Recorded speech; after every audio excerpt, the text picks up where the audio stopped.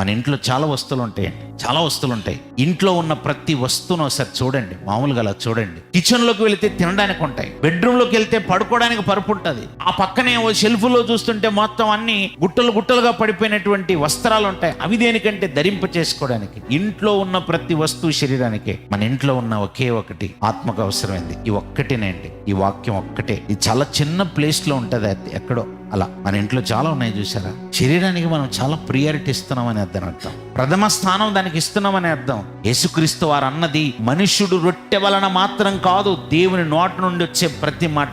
రొట్టెన దేవుడు నీకు అవసరమైనది అనుగ్రహిస్తాడు. మొదట ఆయన నీతిని, రాజ్యమును వెతకడం నేర్చుకోగలిగితే మనకు అవసరమైనది ఏదో ఆ పరలోకమందున్న దేవునికి తెలుసు, ఖచ్చితంగా ఆయన నీకు అనుగ్రహిస్తాడని చెప్పాడు. మీరు ఆకాశ పక్షుల కంటే బహుశ్రేష్ఠులు. మీరు ఆహారం గురించి ఎక్కువ ఆలోచిస్తున్నారు, శరీరం గురించి ఆలోచిస్తున్నారు, వాటికంటే సర్వోత్తమమైనటువంటి వాక్యాన్ని పక్కన పెడుతున్నారు.